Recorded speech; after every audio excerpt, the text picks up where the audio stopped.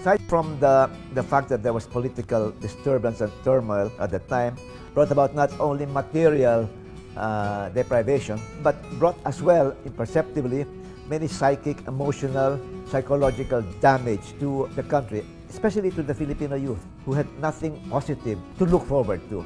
And it was the genius of the late Chairman George T. to instill and to uplift the damaged morale of the Filipino youth through art. So he wanted to do something to mobilize the energies of our young people. So the predecessor of the Metrobank Art and Design Excellence was really conceptualized by him. He was the one who started it in 1984, the Young Painters Annual, the Made Painting Competition in 1984.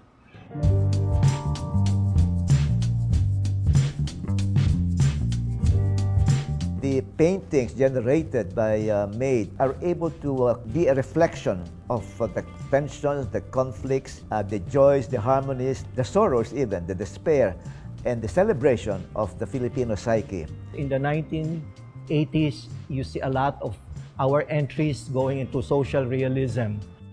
The art scene then was so different. There were only few people going to our art exhibits. My process is traditional. I do a lot of studies before I work on a big canvas. I won second prize in the oil category in 1988. At that time, I was very active politically. That piece is a commentary on leaders who are abusive to its own people. It helps to be introduced in the galleries during the 90s as an award-winning artist. And it gives you the opportunity to have a show in the mainstream galleries.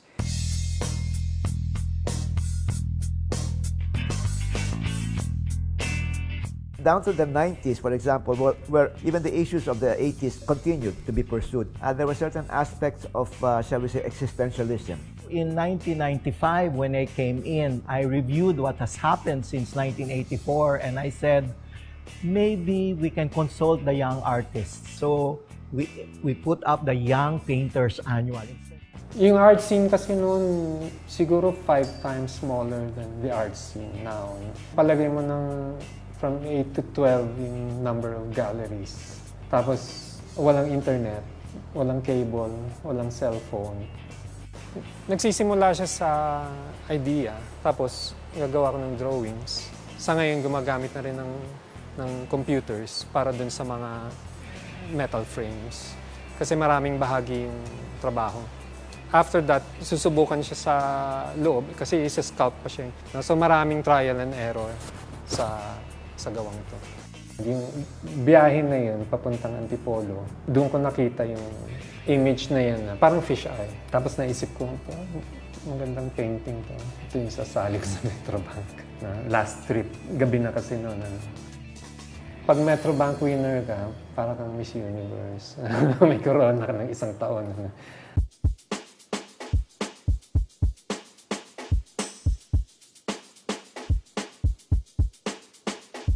Towards the turn of the century, you can see the manner by which the young Filipino artists are looking outside their own country and being influenced by other developments, idioms being done in the art centers of the world. Then we also saw over the years the introduction of technology, and so we decided to get involved into architecture and interior design. Winning the Made competition back then was very crucial and helpful in allowing me to be exposed to other platforms. You know, we just need to do all these different things to give more depth into our social ecosystem, to contribute to different ways of responding to the world. I usually go out to where the people go, and that's where I find the most interesting things. I find pleasure in kind of transforming these familiar objects into something unfamiliar, and have the people who see them and observe them realize this, from something strange, and upon close inspection, it's something very common, apparently. The piece that I made for the MADE competition back in 2005 was called Cradle. It was a sawdust sculpture that was built over a wireframe, and it's a technique that our mentor back in Philippine High School for the Arts, Mr. Roberto Fileo, as a way to create cost-efficient sculptural work. Positive creative production is just a very human condition, which everyone needs to at least try maybe once in their lives.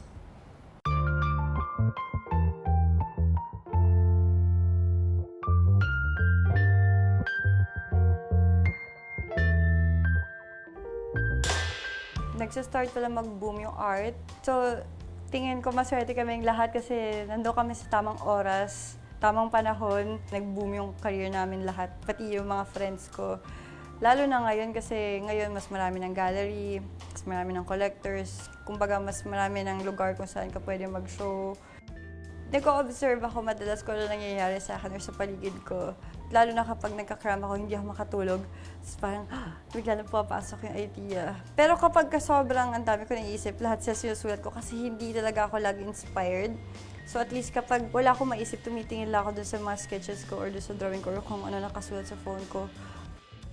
Yung title niya patungo sa watercolor on paper.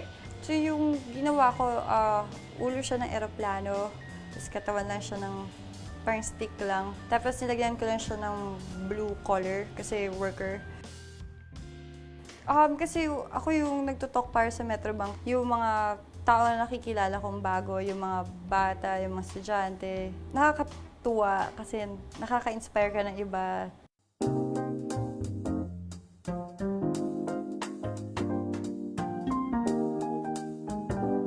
Through the work that we do in the foundation, our program MADE, we were able to utilize art for advocacy work. Art is a very powerful tool. It is not simply a reflection of our national soul, but it has the ability to ignite social change and cultivate ideas. Art describes identity of a developing or developed nation. It expresses how an artist feels and think at that particular moment. And art also describes who we are and where we're going. I had very equipped professors in art high school that made sure that we learned the value of art as a tool for change, something that evolves depending on the issues and concerns of the community. I'm not comfortable that it's positioned only to the privileged few. A lot of people should engage with the work, pero sa lipunan natin, parang kulang pa siguro yung pagkalat sa kanya. We have always looked at MADE as a competition. Over time, there is a responsibility to the young artists as a whole. So we decided to programatize our intervention for young people. And we introduced the IDEA framework: inspiration, development of skills, exposure, and application. We wanted in the long term to develop our young people, so we have institutionalized incentives, program improvements every year. Something that we'd like to continue by bringing them to art spaces, not only the institutional ones like museums, but also in malls where people congregate. And that should be part of our advocacy, bringing art closer to the people. Young artists needs to focus on their art without any distraction. So I suggest MADE to create an artist residency program to provide the artist studio space and allowance for art materials and living expenses. I'd like to think that art and artists are catalysts of society. I view our artists as producing new realities, new narratives, new ways of looking at things. And that is the history of MADE.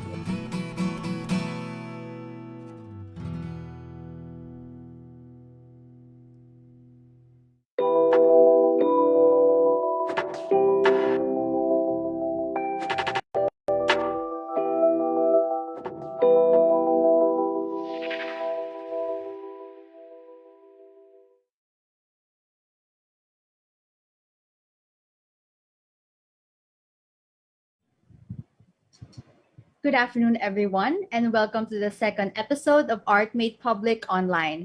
Every year, MADE hosts Art Made Public in different cities, museums, and schools all over the country. In these events, we conduct public lectures on art and design and invite students to join the competition. Kasama naming bumisita ang ilang MADE awardees para makipagkwentuhan tungkol sa kanilang artistic process, career journey, at tips para sa mga young artists. This year, we bring that experience online.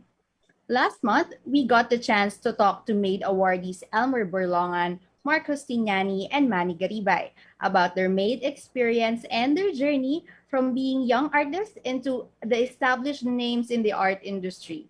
Ngayong hapon, makakapagkwentuhan naman natin ang iba pang MADE awardees tungkol sa kung paano nila na-develop ang kanilang skills as painters.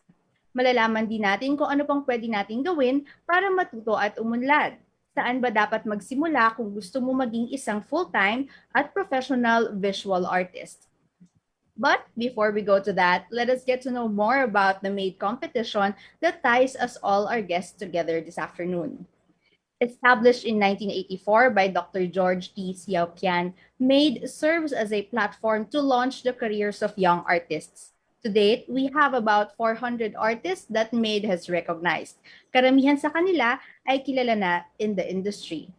And it all started with a passion of pursuing excellence. This 2021, the competition resumes with the banner title Spectrum as a general statement to showcase the endless possibilities in the art practice. Since its conception, MADE remains to be an open theme competition as a way to encourage the artistic expression of the youth. Walang kailangang sunding tema or topic ang mga gustong sumali sa MADE. Kaya, we encourage you to work freely and create a meaningful piece that best represents your talent. If you're interested to join the MADE competition, please watch this next video. Welcome to the annual nationwide Visual Arts and Design program of the Metrobank Foundation. The Metrobank Art and Design Excellence. MADE. Recognizing outstanding visual narratives of Filipino artists since 1984.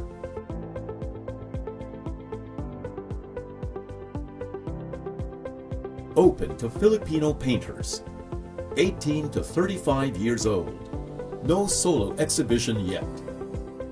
MADE accepts only one entry in one category: oil or acrylic on canvas, or water media on paper.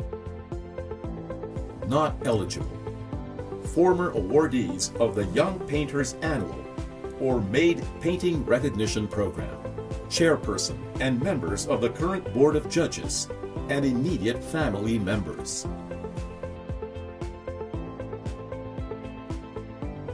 To submit the artwork, follow these guidelines. Medium. Oil or acrylic on canvas. Water media on paper. Size. Between 18 by 24 and 36 by 48 inches. Weight. Maximum of 17 kilos with frame. Frame. Artwork to be framed with hanging provisions. Frame and matting, maximum 5 inches. Don't glue canvas on wood. Originality. Only original work accepted. Copies of existing works are disqualified. Credits. Links and photos related to art must be submitted. Actual entry. Please do not sign the actual artwork and ensure it has not been entered in any competition.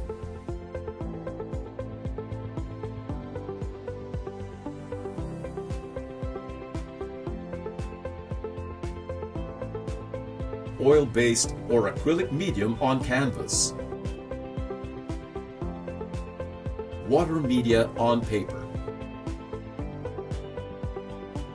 There will be 2 grand awardees who will receive the following prizes: Cash Incentive, Artistic Development Fund, Mula Sculpted Glass Trophy by Noel El Farol, Made Network of Winners, Made Now Membership. Eligibility for a grant for first solo exhibit. Press releases and media visits nationwide. Featured in Made and Metrobank Foundation collaterals, newsletters, and social media channels. Special Citation. Special citation is a recognition granted to selected works that is subject to the discretion of the judging body. Special citation winners, if any, will receive the following prizes: Cash Incentive, Mula Sculpted Glass Trophy by Noel El Farol, Made Network of Winners, Made Now Membership. Eligibility for grant for first solo exhibit. Press releases and media visits nationwide. Featured in Made and Metrobank Foundation collaterals, newsletters, and social media channels. National finalists. Oil-based or acrylic on canvas category. Water media on paper category. 10 national finalists will be selected and will receive the following prizes: Cash Incentive, Plaque of Recognition, featured in Made and Metrobank Foundation collaterals, newsletters, and social media channels.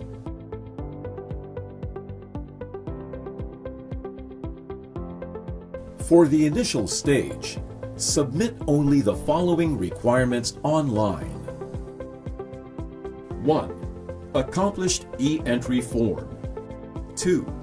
5 pieces colored photos of the painting in the following format. A. 300 dpi resolution.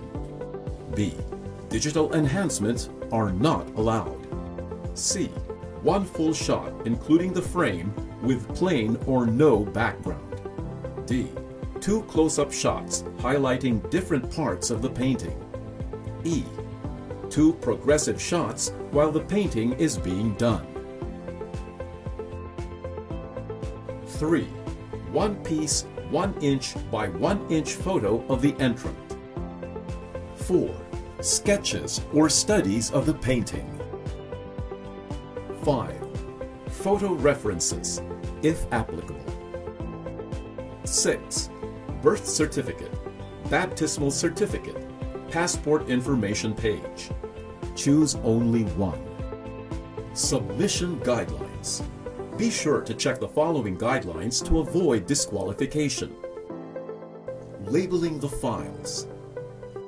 First name, last name, requirement, digital number. Example, Juan de la Cruz, full shot 1.jpg. No signature or other identifying marks shall be placed on the digital images. File size allowed is 2 MB per file.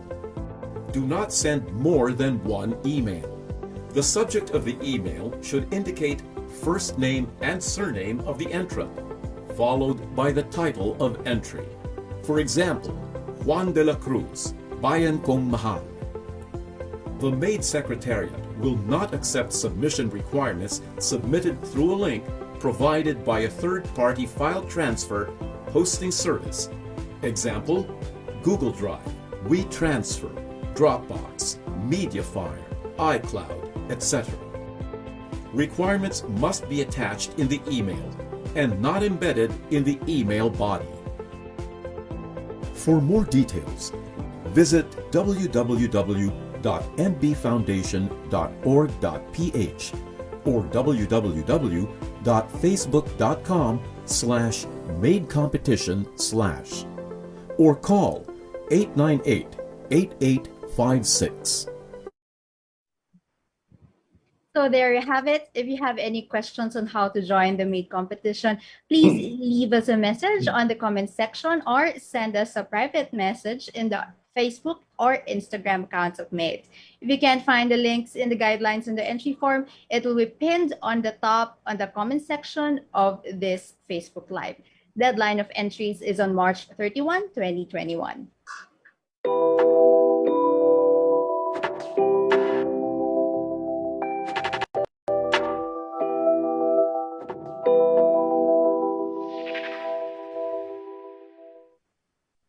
Competitions help train an artist's eye and execution technique. Nahahasa nito ang kakayahan na palawakin ang haraya or imagination and creativity. At the same time, sinusubok nito ang husay ng isang artist sa kanyang napiling medium. Pero hindi natatapos ang pagkatuto sa pagsali o pagkapanalo lamang sa isang kompetisyon. It's just one of the many ways to grow as an artist. In last month's webinar, MAID awardee Mark Justiniani said that some of his biggest learning moments came from working with his peers. On the other hand, para naman kay Elmer Burlongan, malaki ang naging papel ng kanyang mentor sa pagpapalago ng kanyang kakayahan. Meanwhile, Manny Garibay now serves as a mentor himself in many generations of young artists through the Linangan Art Residency Program. Ngayong hapon, makakasama naman natin ng mga MAID awardees na sina Alfredo Esquillo, Marvin Quizon, at Isko Andrade to talk about their own experiences in developing their skills and establishing their careers in the arts.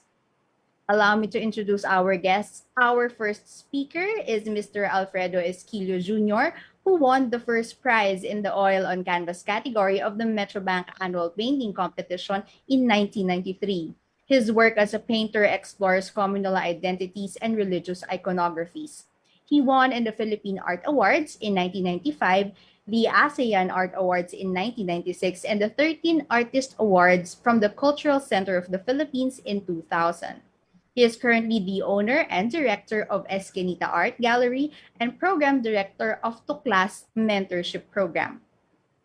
Joining him is 2017 Grand Prize awardee for Water Media on Paper, Marvin Quizon. Marvin's portfolio of works take focus in depicting the uncertainty of life and the role of death in the natural world. Born in Bulacan in 1993, Quizon earned a degree in visual communication from the Bulacan State University. Bones and Blooms, his first solo show, was held in 2018 at Esquinita Gallery. Lastly, known for his hyper-realistic works and powerful symbolism, Isko Andrade won a special citation in the 2018 MAID Painting Competition for his work, The Sacrifice. Isko Andrade was born in Bulacan in 1996, and since middle school, Isko has participated and won in different art competitions. Slaughterhouse, his first solo show, was held in Esquinita Gallery in 2019. So hi, Sir Eski, Marvin, and Isko. Magandang hapon po sa ating lahat. Hello. Magandang hapon. Thank you for joining us. Excited na Salamat po kaming din. makipag-online kwentuhan sa inyo this afternoon. So, I'm sure marami sa mga nanonood sa atin ngayon ang nakaabang sa inyong mga isi-share na kwento. So first, let us begin with a little throwback. So, when we start talking about artistic careers, based on your own experience, how did you first realize that you had a talent for the arts? Paano nyo na-discover yung sarili nyo na gusto nyo pala maging isang artist? Unahin na natin si Sir Eski. Magandang hapon, sir. Hello, good afternoon. So sa tanong mo, balikan natin ang nakaraan. Medyo malayong nakaraan. Kwento ng nanay ko. Palibasa nag-aral siya ng fashion design sa Slims. So nung gumagawa raw siya ng thesis, may drawing siya, watercolor drawings and painting ng mga design niya. 8 months daw ako, 8 months old. Gumapang daw ako at nakialam sa ginagawa niya. Hinawakan ko rin yung brush niya at nakialam daw ako. So, Yun daw yung first time na humawak ko ng brush, okay? Pero ikwento ni Mami yun, ano? Sa sarili kong memory, okay, kinder, uso na yung Voltes 5, Mazinger Z, Dimos, yun yung mga cartoons, no, sikat na cartoon. So, yun yung mga dinodrawing ko. And sa Las Piñas, palibasa, very artistic yung background ng Las Piñas dahil sa bamboo organ. Very active yung arts program nung sa school namin, sa St. Joseph's Academy. So meron silang mga pa-contest. So yung Father Diego Serra on the spot painting contest. So sumasali ako ron mula high school. So ganun kaaga, no, natuto na akong mag-drawing, mag-painting, and then sa Las Piñas, nagkataon, meron ding grupo ng mga commercial artists, ang tawag nila sarili nila, Art Association of Las Piñas. So nagtuturo silang libre sa mga bata. Isa ako sa mga naturuan. So nagtuturo agad sila ng iba-ibang medium, charcoal, pastel, lapis, and oil. So maaga pa lang, high school, natutunan ako ng oil painting. So pagdating ko ng college, nung seryoso na ako, hindi na ako masyadong hirap. Dahil maaga pa lang na naka-attend ako ng art workshop. So para sa mga bata, no, or para sa magulang din, encourage natin yung mga anak natin na maaga pa lang mag-aralan ng art. So aside from the intrinsic artistic inclination, may role talaga ang environment that shapes us into the trajectory of becoming an artist. So for our young artists in the panel, unahin na natin si Marvin. How did you discover gusto mo palang maging isang pintor o visual artist? Naalala ko, nung bata ako, merong manggahan sa likod ng bahay namin. Then, maraming batang naglalaro. Tapos, nagdodrawing sila sa lupa. Nakita ko nagdodrawing sila sa lupa. Kasi, naalala ko, doon ako unang na-amaze kasi nakita ko yung mga dinodrawing nila sa lupa. Gumaya ako kasi mga kalaro ko rin sila, yung mga mas matatanda sa akin. Drawing ako sa lupa. And then, inaabot ako ng magdidilim na, nagdodrawing pa rin ako sa lupa. Kaya, napapagalitan pa ako kasi ang dumi-dumi ko sa lupa nung bata ako. Tapos, isang araw yung tatay ko, inalok niya ako na bigyan ako ng papel. Doon daw ako mag-drawing. Kasi, siyempre pag bata ka, bago paliguan ng tatay mo, galit yun pag nag-drawing ka sa lupa kasi dudumi ka. Inalok niya akong bigyan ng papel. Then, nag-drawing ako sa papel kasi naisip din namin yung drawing ko sa lupa. Pwedeng magburay, at least yung sa papel. May tatabi ko.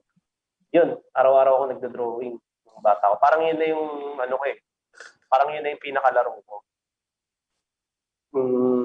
Katulad nun, pag bata ka, mahilig ka manood ng cartoon. Sa typewriting, yung bida, dinadrawing ko sa harap ng typewriting, then sa likod ng typewriting yung kalaban niya. Yan yung mga dinadrawing ko dati. Then, nung elementary ako, merong art teacher sa school namin na nakadiscover. Then, nung high school na ako, meron akong nasalihan na charity. Yung charity na yun, tumutulong sila sa mga underprivileged children. Then, isa sa program nila, nagtuturo sila ng libreng art sa mga bata. So, dun po ako unang nahasa. Dun din po ako unang nakahawak ng paint.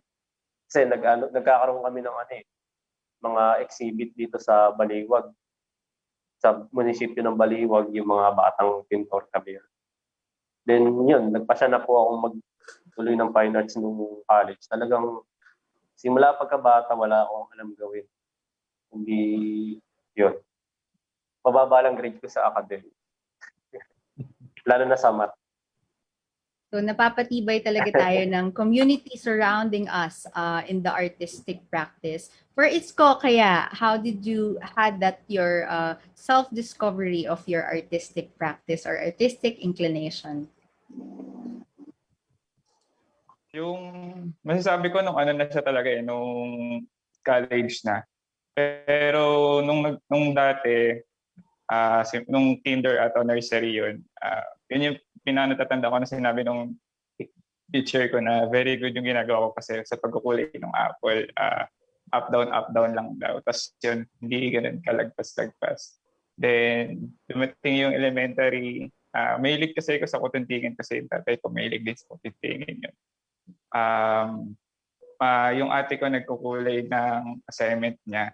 Then, parang naisipan kong i-try. Tapos, nung tinry ko, parang okay naman kasi parang nakakatuwa, parang masaya, ganun. Hanggang sa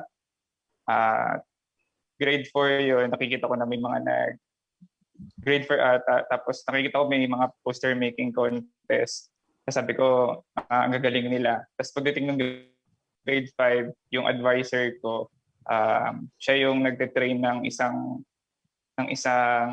panlaban sa isang contest sa Bulpresa. Sa school kasi namin, yung mga private school, yun yung tawag sa pagka nagko-contest, naglalaban-laban yung bawat schools. Tapos yung sa room namin, may bintana doon na doon ako nakatanaw doon sa ginagawa nung tinetrain. Then ko na parang kaya ko din naman yung ginagawa niya. Then nung sumunod na taon, grade 6 ako, yun yung unang time ako na sumali sa contest para panlaban. And una yun nga sa mga classroom muna, tapos sa buong grade, tapos sa buong na elementary grade 4 to grade 6. Then nung first year, tapos pagdating ng high school, ganun din, hindi pa ako pinalaban pero tinrain na nila ako kasi yung mga lumalaban that year, fourth year yung high school yung lumalaban. Tapos pagdating ng second year, yun na, ako na yung lumalaban sa contest. Tapos hanggang graduate na ako. Then, nung magka-college na ako, hindi ko naman magpa-fine arts ako kasi sabi nila na wala namang pera doon. Tapos, ang inano ko nun sa BSU, entrepreneurship tsaka fine arts. Tapos sa UE naman, mechanical engineer. Tapos sa UP, architecture. Tapos yun, bumagsak ako ng fine arts sa BSU. Tapos yun yung tinake ko na. Then hanggang nung una, mahirap kasi nga sobrang gastos. Lalo na sa mga materials. Kasi first year pa lang. Tapos hanggang binahal ko na. Tapos yun, sumali ako sa contest. Nanalo yun, dire-diretso na. Ayun po. Yan. So, nagsisimula talaga siya sa self-discovery at simula pa lang yon, no? There's a longer journey towards the artistic practice. Yung topic natin for this afternoon na pag-uusapan natin ay developing excellence. So, if we could share to our audience, are there any routines or any practices that personally you do in order to hone that artistic practice or your artistic inclination? So meron ba kayong ma-share ng mga routine on how to get on that groove of artistic making? So unahin ulit natin si Sir Esky. Baka may mga tips kayo dyan, sir, to the young artists watching us this afternoon. Oo, speaking of routines, well, mga artists dumadaan sa maraming phases habang mula bata sila habang tumatanda. So ako marami dinaanan phases, pero ang consistent routine sa akin, siguro yung nagpe-prepare ng studies, importante yon. Nagpe-prepare para sa shows, so importante yung iniisip natin yung kung ano yung konsepto natin. Importante yung research. May nagsabi sa akin ang idea hindi yan bumabagsak galing sa langit, parang mana na tinatanggap mo lang, no? So ang mga ideas nanggagaling yan sa experiences ng artist, sa pakikipag-usap, sa mga nababasa, sa interaction, no? sa mga personal experiences. So yung mga input na nakuha ng artist, naging bahagi siya ng output. So importante yung mga experiences natin. Kailangan part yung research din doon. And yung paggawa rin ng mga notes, no, para hindi natin malimutan kahit nasa biyahe tayo, nasa meeting, ipag-usap, no, may dala tayong notebook or sketchpad, or ngayon digital na, pwede sa cellphone, o gawa tayo ng mga notes. Halimbawa, no, meron tayong iniisip na title, biglang may pumitik na idea, sulat natin yung magandang title pala ng painting natin or title ng show. So yung taking down notes, importante. And then yung pahinga. Mga artists, no, palagi merong deadline. So ito rin yung routine ng buhay ng artist, deadlines. So yung stress ng pag-beat ng deadline, importante yung pagpahinga. So sa araw-araw, no, na nagpe-prepare tayo or gumagawa, nagiging busy para sa shows natin or mga pyesa. Mula umaga, of course, ako from 9 to 5, nagpipinta ako. Break is lunch, ganun, merienda. Patigil-tigil, habang nakikinig ng music, papatugtog ng plaka. Then pagdating ng 5, yun yung pahinga ko. Dahil pagka 5 o'clock na hanggang 6, ito na yung tawag ay takip silim. So naglalaban na yung liwanag at dilim. So imbis na ituloy-tuloy ko yung pagkatrabaho ko, yun yung pahinga ko. Umiidlip ako, tawag ng iba, no, power nap. So dahil nakapagpahinga ako, ready uli akong magpuyat or maging busy hanggang alas 12 ng gabi hanggang madaling araw, no? Kasi na-recharge ako. And then, isa pang bagay, bakit ako nagpapahinga nung takip silim? Kasi yun yung paraan din para maalagaan ko yung mata ko. Kasi nakakalabo ng mata yung ginagamit mo yung mata mo, no? Busy ka from 5 to 6. So, mas naalagaan yung mata kung pahinga ka nung time na yon. So yun yung mga isa sa mga routines ko. And sinimulan ko, no, sabi ko nga maraming phases ang artist. So ito yung mga routine ko nung wala pang gallery, wala pang eskinita. So ngayon meron ng eskinita, so mas busy na ako, hindi lang bilang artist kundi bilang gallerist na rin and director ng mga programs. So ang nangyari, ang routine ko ngayon, no, busy ako sa pagpapinta para minsan matakasan ko yung stress ng deadline. Ang pahinga ko yung trabaho sa gallery. So yung mga meetings, nagpag-usap ako, lumalabas ako ng studio, magandang break din para sa akin, no. And kung stressful na rin yung yung mga activities sa gallery, painting naman yung pahinga ko. So doon naman ako nagre-recharge. Dali naman yung unang first love ng mga artist, yung pagpipinta. So yung pagbalik mo galing trabaho sa pagpipinta. So maganda siyang recharging din bilang artist, bilang tao.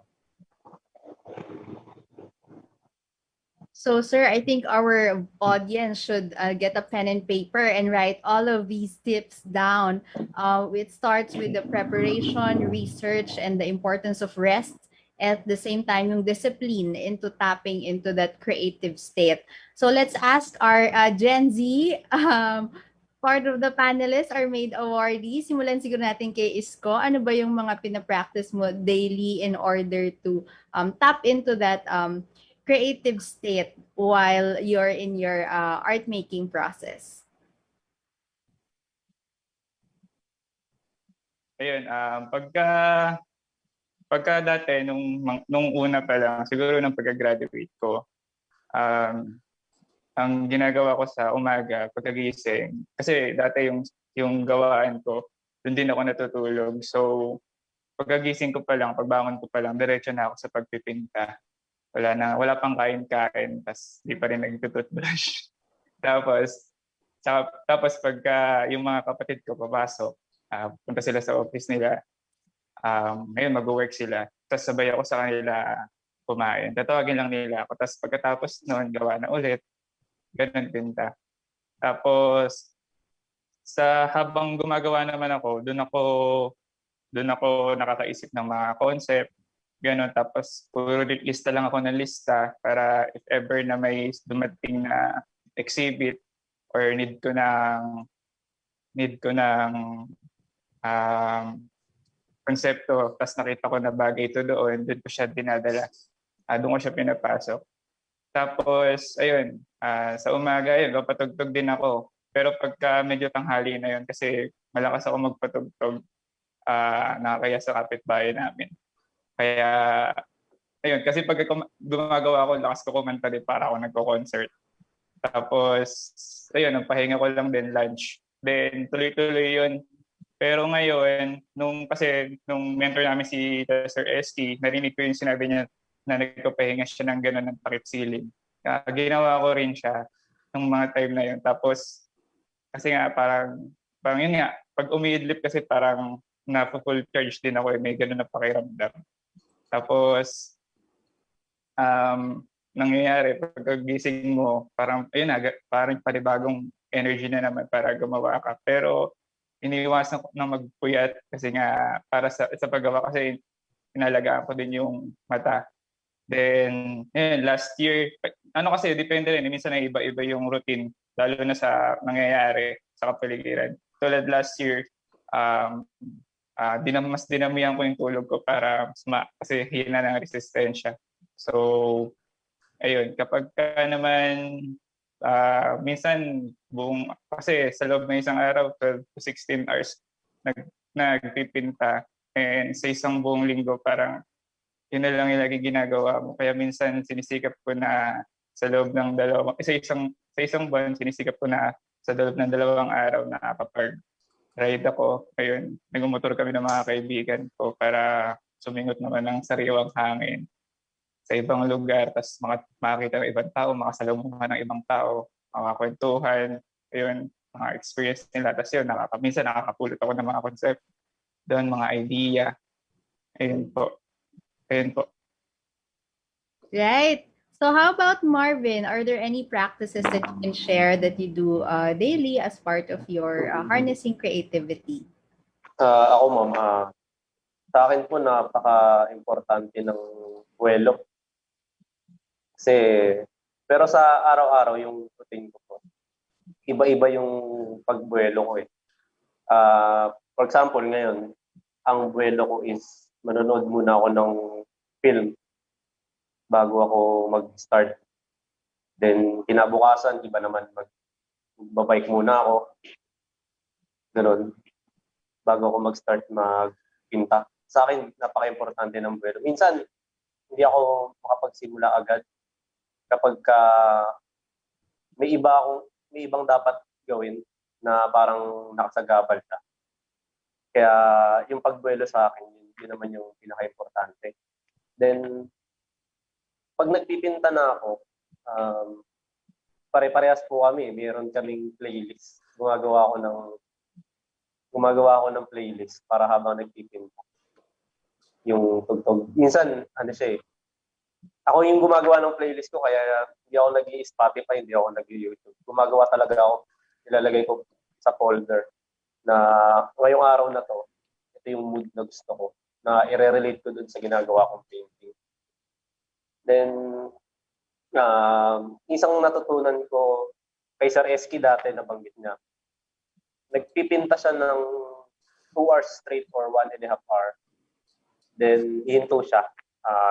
Alis muna siya, kwento or magpo-phone. Then, pagbalik niya ulit dun sa painting, parang makikita mo kung may, yung biglang tingin, yung pagbalik mo sa painting mo, yung biglang tingin, makikita mo kung may mali ba. Kasi pag nakatuto ka naman na gumagawa, minsan gawa ka lang ng gawa eh.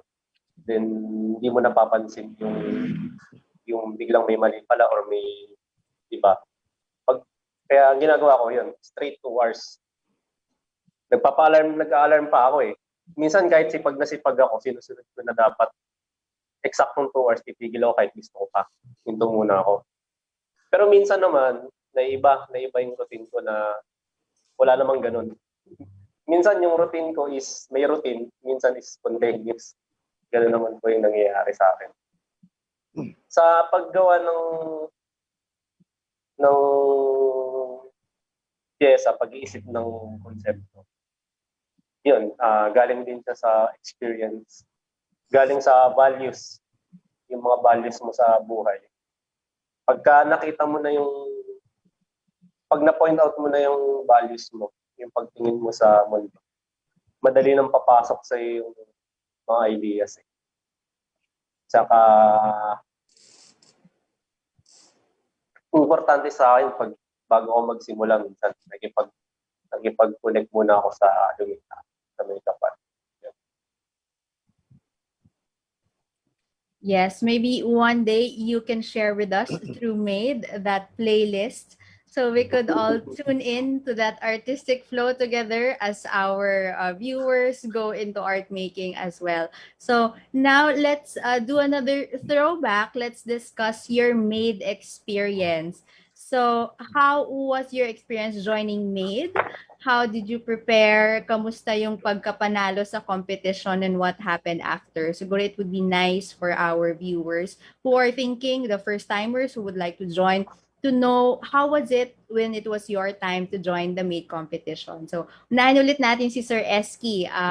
During that time, sir, I believe iba pa yung submission process natin and we can get to see the actual artworks early on, meet some of our entrants as well. So, kamusta po ang ating MAID experience and what did you get out of it after winning the competition? Oo, no, kami part kami ng 90s. So nung 90s, maraming magagaling. So dahil nung 90s, no, andyan na yung Saling Pusa, sila yung naalala ko na consistent, no, sumasali sa Metrobank. Andyan din yung UE and women's, malalakas din. So ang experience ko noon, bago sumali ng Metrobank, first time ko sumali sa Metrobank, ang lakas nung intimidation. Yun talaga yung first experience ko. Naalala ko na kailangan lakasan lang yung loob kahit alam mong may bangga ka na mas magagaling. So 1991 ako first time na sumali. 92 sumali rin uli ako. And then so hindi agad ako nanalo, pero hindi ako sumuko. So 93 ako nanalo na ganun kaaga. Pero nung naalala ko nung submission, binabanggit mo na submission. So ngayon, 'di ba, digital na kayo muna or first stage ng submission nyo digital. Kami noon, pupunta kami, naalala ko, sa Binondo. Meron kayong branch doon namin ipapasa. Pagdating namin doon, kasakay kami elevator, paakyat, nagkakasabay-sabay kami. So medyo nagkakasilipan ng gawa. Okay? So doon pa lang, kakabahan ka na, ang gagaling ng mga sasali. And then pagpasok mo doon sa room, nakasabit na yung ibang mga paintings. So parang naka-display na siya sa mga panels.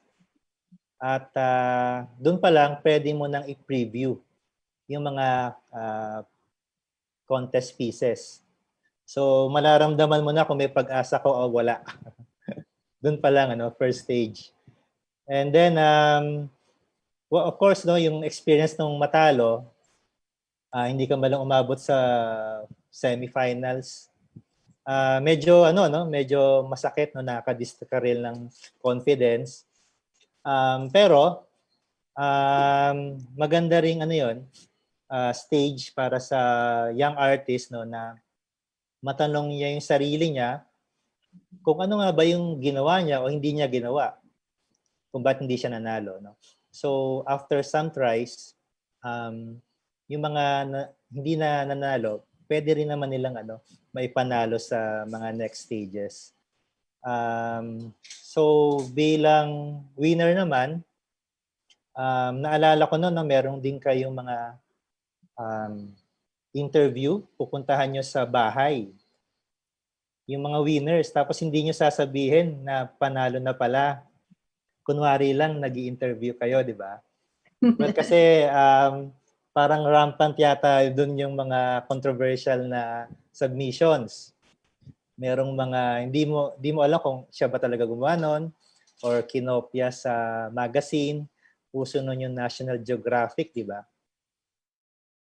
Metrobank kung authentic ba yung artwork at authentic ba yung artist. So, pero dahil nga meron kayong ganung stage, nagkakakwentuhan na kami nun. Kami ring mga contestant, uy, in-interview ka ba? Uy, tinawagan ka na ba? Ganon, no? And then, so awarding na, naalala ko na, andun palagi si Hoya, andun palagi si Alquas, doon kayo, ang awarding niya sa Metrobank Plaza. Then bubulaga sa inyo palagi yung mural ni Jose Hoya. So, ang saya-saya nung awarding nun, kasi palagi kayo merong lechon. So, yung hit na part ng awarding, no, yung handa nyo, bukod dun sa mga artworks. And so, ang naalala ko rin sa pagsali sa Metrobank, yung idea na may congregation, sama-sama yung mga artists mula pasahan hanggang sa awarding. So siguro yun yung tulong din ng ng art contest. Yung kultura ng pagsasama-sama ng mga artists dahil nakikita-kita, nagkakakilala, nagkakakwentuhan. So andyan yung na-update ka bilang artist, na-update ka sa kung anong mga nangyayari dahil sa mga kwentuhan. Andyan din yung very active, no, na mga mas nauna sa mga batang artist. Kahit casual lang yung kwentuhan, natututo ka rin sa kanila. So in a way, parang mentoring session na rin, Maraming gano'n nung time namin dahil active sila nang magkwento. O bibigyan ka pa ng tips kung paano sumali, mga techniques, and then mga strategies, no? Kung paano manalo. May mga ganon. So, ang saya-saya nung 90s. And then, nung time ko rin, naalala ko, yun yung linakihan nyo yung premyo nyo. Kasi every year, no, 10,000. 90s, no, malaki na yung 10,000. Then, time ko, 1993, ginawa niyong 50,000. So, yun din, malaking tulong din yung cash prize. Dahil bilang batang artist, so malaking pondo siya para sa maraming months ng paggawa. Right. So it's so nice to share that experience, sir, that joining competition is actually a learning, it can be a learning experience. Not just from looking at your contemporaries, but also building communities within the artistic practice. So parang in a sense, we're also building our own artistic community, same as what we are doing right now on the online platform. So we hope our audience can interact with us. It's your time to actually reach out and converse with our awardees by putting in your comments or questions on the Facebook Live interface, and we will ask your question this afternoon. Also, you may tag your artist friends, yung mga semi-finalists na nakasama nyo during the submission of entries, katulad nila Sir Eski. You can actually do a meetup online in this platform. So let's ask the younger generation in the panel, how was the digital and then the actual submission, and how was winning during your time in joining the MADE competition? Isko and Marvin? Ma'am, nung ako po yung batch na parang kami yung boundary ng naka-experience ng pagsasubmit, then nag-submit digitally. So, nung sumali akong first time, unang dalawang sali ko, submission eh. Yung picture lang yung nakadevelop sa 5R. Unang dalawang sali ko, wala akong nakuha. Wala, hindi ako nakaabot sa semifinal. Yung dalawang sunod na sali ko, yun po yung nakaabot na ako sa semifinalist. Yung yung apat na sali ko bago po ako manalo. Siyempre, yun yung time nung magkakasama kami sa studio ng mga artists sa Bulacan. Yung isang winner po si Don Brian. Kasama kami sa studio ng time na yun. Yun yung time na puro kami struggle sa studio. Then, yung unang apat na sali ko talaga, siyempre, kaya ka sumali, bukod sa experience, nag-i-aim ka din talaga na manalo. Siyempre, nangangarap ka bilang artist. Nung magkasunod po kasi kami nanalo ni Don. Siya po yung una, tapos tumunod ako No, so, pareho po kami ng situation. Si Don, ang situation niya, kung magtutuloy siya sa art yung Metrobank yung sumagot na dapat pala ituloy niya yung art nung nanalo siya. Struggle. Ako naman po, ang struggle ko naman nun, tutuloy ko talaga yung art. Ang struggle ko naman nun yung pagtulong ko sa family. Then, sa experience ko, nung pang-limang sali ko, nung time po na nanalo ko, yun yung time na wala na yung pag-i-aim na manalo. Kasi naalala ko po 2 weeks na lang po nun, submission na. And then, struggle kami nung time na yun So, ang totoo po nun, kaya nung sumali ako, 2 weeks na lang siya, kaya ang nagawa kong artwork, yung pinaka-minimum na size, 18 by 24. Kasi 2 weeks na lang. Ang aim ko na lang talaga nung time na nanalo is, pag na-semifinalist ako, may exhibit yung gawa ko, may chance siya na mabenta sa mga kolektor natin sa awarding. Then magkakaroon ako ng budget para makapagpatuloy ako sa art ko sa studio. Yung mga unang aim ko talaga, manali talaga yung pinakamalaking artwork yung ginagawa ko. Then kaya ito yung pinakamaliit, yun na lang aim ko. Tapos, yun naman yung experience ko. Yung pa yung nanalo, yung iba na lang yung aim ko.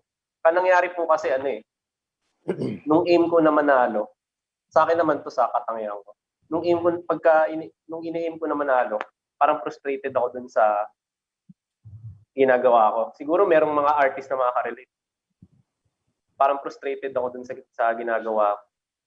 Parang mas healthy sa akin yung hindi ako frustrated. Kasi nung time na nanalo ako, hindi ako frustrated. Ang aim ko lang nun, ipinta yung gusto kong ipinta. Then, yun yung time na maraming namamatay sa war on drugs. Doon ko kinuha yung inspiration. Tapos yun pa yung nanalo. Yun yung experience. Awesome. So from that experience, our audience can learn that joining competitions is not just always about winning. Sometimes it's also a way for artists to get over some of their personal challenges. Minsan yun pa ang nagdidictate kung this is the right path and track for them. So let's ask naman Isko, how was your experience in joining the competition? Can you share with us also about winning the competition? Hello po. Nung nag-umpisa kasi nung college, first year kami, yung prof kong sinasabi, yung mga estudyante daw doon, tinatarget yung mga contest kasi may mga cash prize daw. Then ako, parang wala rin kami noon. Nisip ko na pag nanalo ko doon, malaking bagay yun, malaking tulong yun. So, unang sali ko sa Metrobank noong 2015 and yung parang tinodo ko din yung gawa ko dun Tapos, kasi parang marami-rami pang time nun. Then, sila Marvin din yung nagsasabi sa amin na sumali. Sila Sir Don, sila Sir Lawrence, kasi sila yung mga head sa amin. So, na-inspire din kami sa kanila pagka ano. Pero syempre, nandun din yung kaba na, kasali sila. Ganon. Pero okay lang. Tapos, may nagsasabi rin na sa watercolor sumali kasi mas konti lang daw nagpapasa doon. Pero sabi ko parang gusto ko sa oil kasi parang iba yung challenge din pagka sumali. Tapos, ang sumali ako noon, hindi siya sumama sa kahit finalist. Totoo yung sinasabi ni Sir na parang nakaka-down din yun. Tapos yung mga klase mo nakapasok, sila, ganun. Pero syempre, aside doon, titignan ko pa rin yung magiging ano. Kasi dahil doon, matututo ako ano yung dapat mong gawin sa susunod. Then, pag sumasali kasi ako ng contest, inaaral ko din yung contest kung ano yung, parang, sabihin na natin kung ano yung parang ganito yung nananalo, parang gano'n. Then, sumunod na sali ko doon, yun na semi-finalist ako. And, ayun pala yung pagpapasa pa. Ayan, yan, ay yung nasa, yun po yung second time na sumali ako. Then, nung third time na sumali ako, sobrang busy sa thesis nun. Kaya, ayun, di rin nakapasok. Then, fourth time, din ako naging special citation. Sa pagpapasa, naabutan ko rin yung nagpapasa ng artwork na nakikita din yung mga kaibigan doon. Ganun. Tapos, sumunod yung mga photo na naka-print. Tapos, sumunod yung yun na digital na. Nung time na pagka hindi ka pa yung nagtatanungan kayo, uy, tinext ka na ba? Ganun.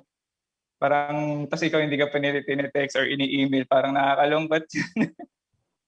Tapos, ganun din yung feeling ng iba. Siyempre kasi, sobrang prestigious ng contest ng MAID. And parang halos lahat ng artists na sumasali doon talaga binibigay yung best nila. Kasi maganda siyang, pag nanalo ka, parang malaking tulong as an artist na mas makilala, ganun, na malaki yung audience kasi nila, marami yung tumitingin din sa na yun. Ganun. Parang sinasabi nga nila parang pag nanalo ka doon, iba yung feeling pag nanalo ka. Then yun, ang masaya doon kasi dumadami yung mga kaibigan mo, lalo na kapag awarding. Doon nakikita-kita. Dati, nung estudyante lang kayo nakikita. Tapos ngayon, ganun pa rin, nakapagkwentuhan, kamustahan. Ganun. Tapos nung nanalo naman na, sobrang saya. Kasi, parang isa yun sa mga goal mo mga short-term goal na gusto mo ma-achieve. Tapos, mas dumadami yung, mas maraming, tapos doon mo nakikita na dami nakaka-appreciate ng artwork mo, lalo kang ginaganahan, lalo kang na-inspired na gumawa. Then, mas maraming nakakilala sa'yo na gallery, gano'n, na kukontakin ka nila. Ayun, sobrang saya nung nanalo sa MAID po. It's really nice to reminisce about the experience of joining the competition and knowing that it is more than winning, but actually community forming and breaking barriers. So before we discuss mentorship, we have a question from one of the audience, from Mr. Pope Delisay. So speaking of breaking barriers and challenges, artistic challenges, we would like to ask our guest, how do you deal with burnouts or artistic blocks? Siguro unahin na natin ang mentor within the panel. Again, we're calling Sir Eski. How do you usually deal with burnouts or artistic blockages? Siguro yung facing.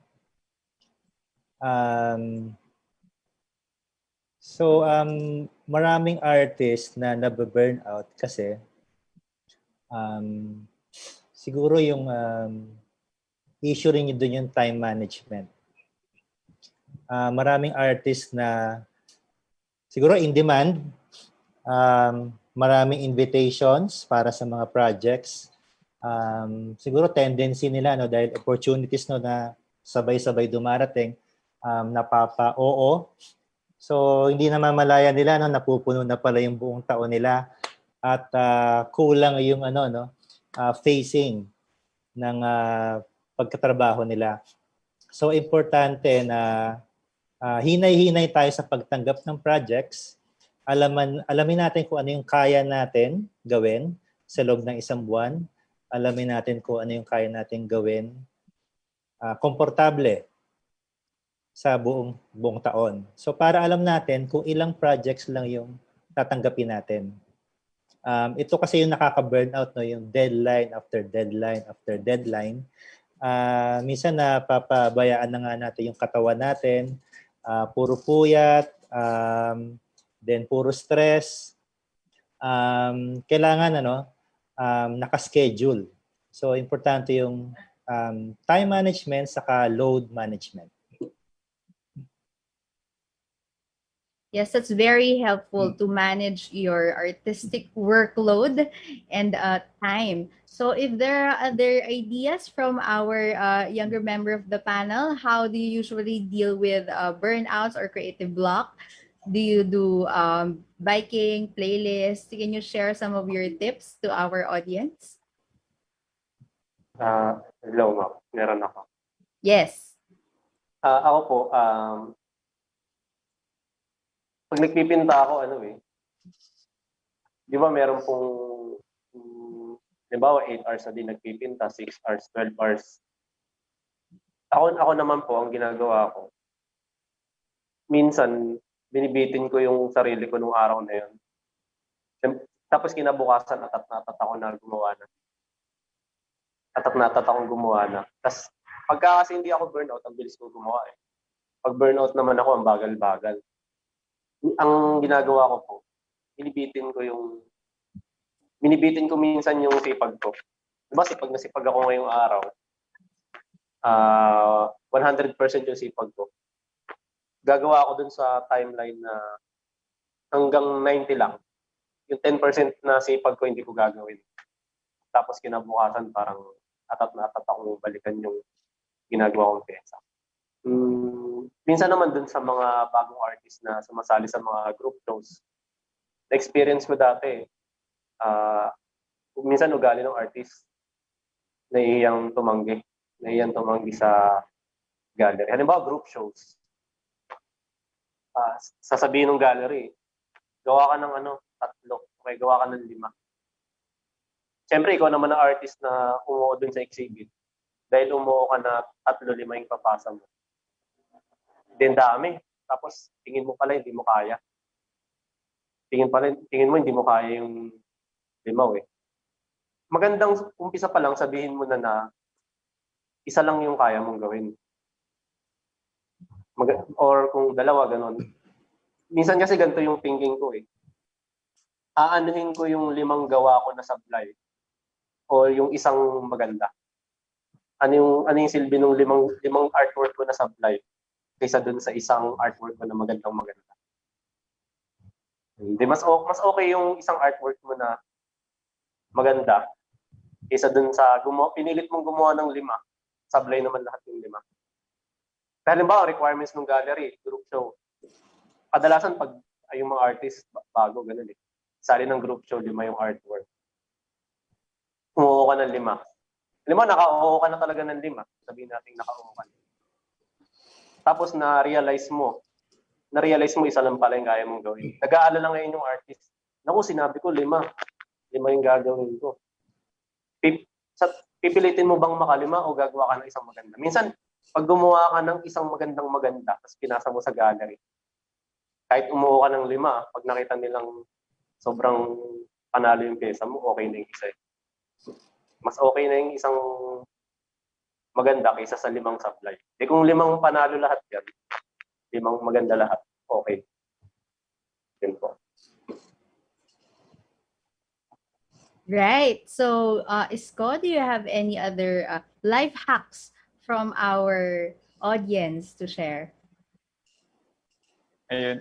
Sa akin naman po, pagka ganun yung nangyayari, hinihinto ko yung gawa. Kasi one time na pinipilit kong gumawa ng gumawa, mas lalo akong bumabagal. Katulad ng kay Marvin, tas lalong hindi ko nakukuha yung ginagawa ko. Tapos, pahinga lang kahit isang araw, ganun. Tapos, balikan mo. Iba rin kasi yung feeling na na sabik ka magpinta. Ganun. Then ako pa sa pagkatao ko, parang mas ko sa quality over quantity. Ganun. Mas okay sa akin na bawat ilalabas kong pyesa maayos kaysa yung ang dami nga. Pero parang magawa na lang. Ayoko nung ganun na mangyayari. So, kaya sa mga gallery naman na ganun, parang yun nga, pinipili na lang din na kung ano yung talagang kakayanin or papasok sa schedule na pwedeng isingit to, kung small works, kayang gawin, tapos hindi naman ganun makaka-apekto, pwede, yun, dun din sumasali. Minsan kasi pagka gumagawa ng malaking pyesa, parang 2 buwan ko na ito ginagawa. Parang gusto mo mag-try naman ng iba. So, pag may ibang group show na maliit naman yung piece, pwedeng, doon ko ginagawa para maiba naman yung ginagawa ko na puro ganun. And ganun lang po. Parang yun na rin yung pahinga mo. Parang, sa solo. Pagka may solo, ang halos isang taon mo ginagawa yung solo, tapos parang gusto mo naman mag-try ng iba kasi may naisip kang iba parang ganda nun gawin, tapos gusto mo i-try. Parang yun yung pinakapahing mo habang gumagawa ng solo. Yes, so take it from someone who just finished a solo exhibition a few days ago. So in the course of the conversation, no, in MAID, we don't just end in winning or receiving the cash prize. We go beyond by discussing the artistic development program or framework where our awardees take on several pathways towards managing their career. So for this afternoon, let's discuss about mentoring and mentorship. So to our young artists in the panel for Isko and Marvin, let's discuss why did you apply as mentees? So as a young artist after winning the competition, why did you felt that it was the next step to take in going through your artistic career? So, bakit kayo nag-apply as mentees? Sa akin po, si Sir Habulan po kasi, para sa akin mahalaga yung mentor kasi sobrang dami ko talaga natututunan sa kanila. And sila yung isa sa mga nagpapalakas ng loob mo. So, parang minsan kasi may pyesa ka na natatakot kang gawin, na baka inisip mo, ganyan. Pero pagdating sa kanila, sige, tuloy mo lang kung ano yung gusto mo talagang gawin. And yun, si Sir Habulan, naging judge siya sa dating contest na sinalihan ko, tapos nakilala niya ako doon. Tapos nung nagkaroon ng Tuklas program, nagalit na lang ako, minessage ako ni Kuya Marvin kasi kakilala na kami matagal. Sabi niya ako pwede daw na invite daw ni Sir Habulan na sumali sa Tuklas. Ayun, kasama kay Sir Esky. Then, pag nandun kasi, iba yung talaga yung may gabay.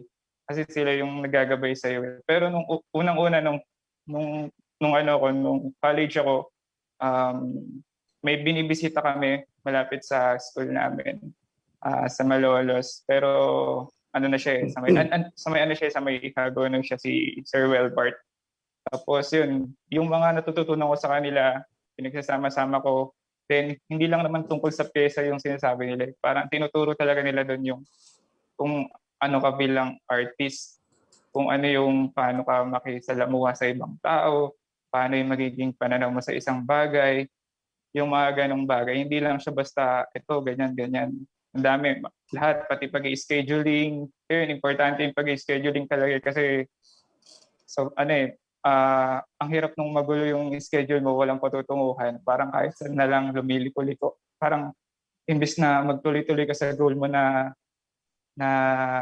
ganun sa isang time, parang kung saan ka pa lumisaw-lisaw na imbis na straight line lang itahakin mo. Ayun. And sa sobrang, tapos marami rin silang yung meeting namin, hindi lang kami, habang nag-meeting, hindi lang sila yung nagsasalita, pati rin kami nagsasalita. Tapos meron kaming parang dinidiscuss namin yung artwork namin, tapos yung ibang kasama namin doon, sinasabi nila yung pananaw nila doon sa artwork namin. Ganun po. Right. For Marvin, why did you apply as a mentee, or why did you become a mentee after winning the competition? Yung two-class program po, hindi naman siya yung parang sa school na may teacher ka tapos meron kayong grade, kailangan makapasa ka. Yung two-class program namin, yung bagay na maganda doon, yung pagsasama-sama namin. Yun po yung bagay na importante dun sa two-class na nakakasabik sumali. Kasi nung halimbawa kami po nila Isko yung unang batch ng two-class. Then ang ganda po ng program. Yung mga ibang artists na kakilala namin, parang yung pakiramdam nila ganun na parang paano ba sumali dun sa two-class? Kasi nakikita nila na parang ang saya-saya niya. Yung pagsasama-sama niya, nakaka-inspire. Sobrang nakaka-inspire yung pagsasama-sama niya. Tapos yung mentorship, siyempre bilang artist, minsan meron kang mga tanong na di mo masagot.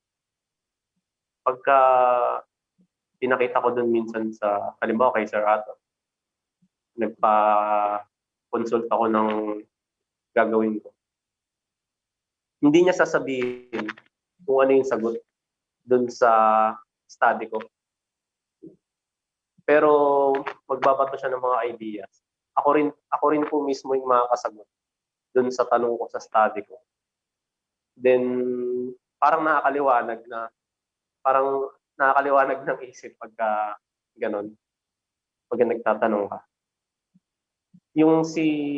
Tsaka po yung Eskinita, doon pa lang po sa part na pag-aari siya ni Sir Alfredo Esquillo.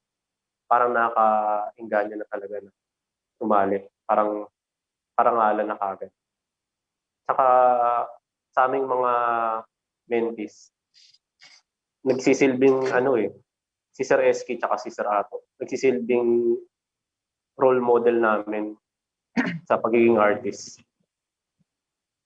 Yun po. Similar to the exchange that is happening online right now, no? You guys are sharing life hacks, maid hacks, how to join and what to do, what to expect in joining the maid competition.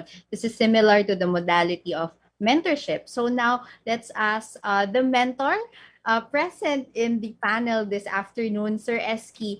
What made you decide to be a mentor, being a maid awardee, and of course a mentor to your younger version or younger generation of maid awardees? Can you tell us more about your mentorship journey? Yeah, so konting history din. Pwede ko sabihin na isa ako sa pinakamapalad na mga young artist noong 90s na dumaan sa series of mentorships. So nabanggit ko kanina, nung high school, merong Art Association of Las Piñas, andun si Nick Aranda, Matt Reyes, Angelo Jimenez. Nagtuturo sila ng libre. Katulad din ni Fernando Sena, na na-meet ko rin one time, pero masyadong malayo, hindi ako naka-attend. And then, so high school yon. Pagdating ng college, of course, andyan yung mga professors, si Sir Antonio Austria, pero dumadaan to sa formal na training sa school. So, nagkataon na ka-schoolmate ko si Tomas Dakiwag. Nagkakilala kami sa school. So, yinaya niya ako. Tara SK, punta tayo dun sa bahay ni Sir Ato. Sino Sir Ato? Okay? Renato Habulan. Oo. So, nung time na yung familiar na ako kay Sir Ato Habulan dahil nung high school pa lang, dahil nga part ako nung workshops nung Art Association of Las Piñas, dinala na nila kami sa CCP. So, naabutan ko yung show ni na Sir Ato Habulan at ng mga SR. So maaga pa lang nakilala ko na sila at maagang impluwensya ko rin sila. Yun yung isang experience ko na pinakamaganda dahil si Sir Ato nakatiras malapit sa UST. So pagkatapos ng klase, pupunta kami kay Sir Ato at in a way, ginugulo namin yung studio niya. Pupunta kami ron, dadalaw, magtatanong-tanong kung ano-ano. At sasagot naman siya, very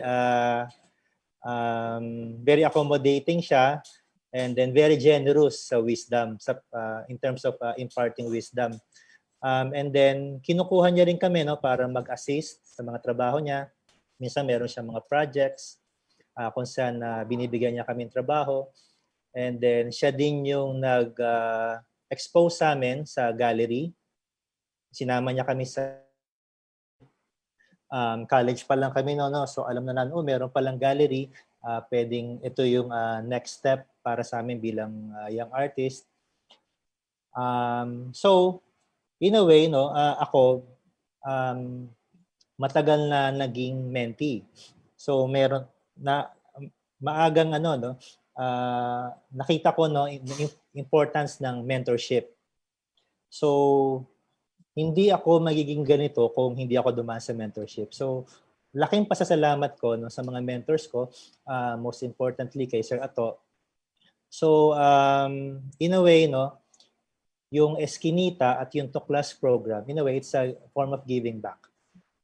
Nung nag-uumpisa pala yung Eskinita back in 2017, dahil consistent naman yung collaboration namin ni Sir Ato, siya palagi yung kinukonsulta ko sa kung ano man yung gusto kong gawin. And nung gusto ko nang itayo yung Eskinita, siya yung kinonsulta ko. Sir Ato, ano ba yung magandang programang gawin natin? Ano ba yung pwedeng gawin natin collaboration dito? So ito, shinare niya sa akin na siya pala, nung bata pa siya, nung 1970s, naging part din siya ng isang Tuklas program ng Kaya. Ito yung Center for Advancement of Young Artists. So in a way, yung Tuklas, para siyang revival ng Tuklas program ng Kaya. And ako naman, bilang artist na nagsimula sa Hiraya Gallery, ang Hiraya Gallery meron ding discovery program. Hindi ako nakasama ron kasi nangyari siya after ko. So nagkaroon din silang discovery program. Andun si Sir Bobby Valenzuela. Nagme-mentor din siya ng mga batang artist. So maraming pinanggalingan na inspirasyon itong Tuklas program namin sa Eskinita. Kung pwede kong ikwento yung detalye ng Tuklas. So 2017, nagkataon si Sir Ato dahil nga collaborator siya ng Eskinita, kinukuha namin siyang curator, nalaman ko na meron na pala siyang mini-mentor ng mga batang artist. Sabi niya, magagaling. So sabi ko, sige, interesado ako Sir Ato, isali natin yan. So nagkaroon kami ng list. Pumili kami ng 8 at nakasama nga doon itong dalawang magaling na artist natin, si Marvin Quizon at Isko Andrade, si Lawrence Cervantes, Mark Maak, na puro mga taga Bulacan.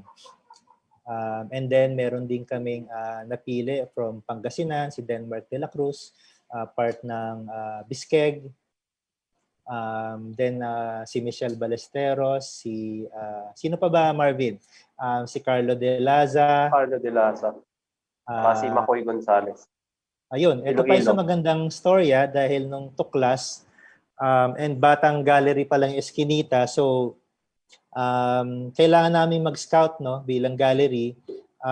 Nagkataon very efficient naman ang Facebook.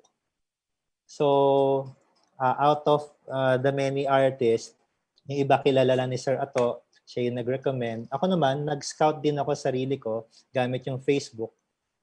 Nakita ko sa Facebook, andun pala si Makoy Gonzales from Iloilo. Then research ko, kasi nagustuhan yung gawa niya, sculptor, nalaman ko 18 years na pala siya nagpa-practice sa Iloilo. So na-curious ako, ba't kaya hindi pa siya nakapag-solo show? So in a way, no, yung Tuklas, naging discovery program talaga siya na tunay dahil maski yung mga active na artist, maraming taon pala na hindi sila nabibigyan ng break. So isa sa mga naging part ng Tuklas ay si Makoy Gonzalez. And then so sa Tuklas, ang nangyari, no, buong taon meron kaming mentorship program. So ang unang taon ay pinangunahan ni Sir Ato. Ako na nasa tabi niya, nag-a-assist akong konti. So buwan-buwan yun, ano? Yung mentoring, form of curatorial discussion din siya. Kasi after mentoring, yung magiging resulta ng mentoring niya, magkakaroon kami ng year-ender na show ng Tuklas. So yung mga natutunan nila, i-apply nila para sa isang group show sa Eskinita.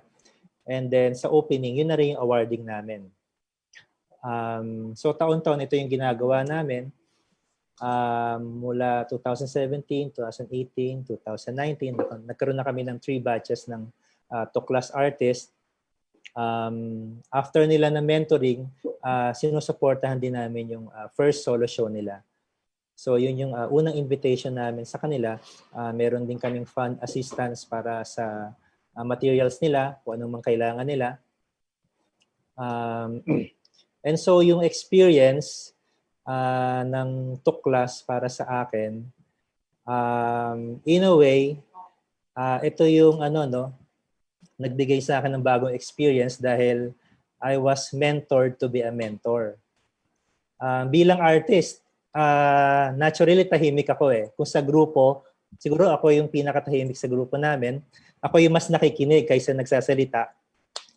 Pero bilang mentor, dahil ginawang sistema namin ni Sir Ato, alternate kami every year na ma-assign na maging mentor. So 2017 siya, 2018 ako, 2019 siya uli, and ngayon, 4th year na namin, meron kaming bagong Tuklas 2021. Ako naman yung nagme-mentor uli.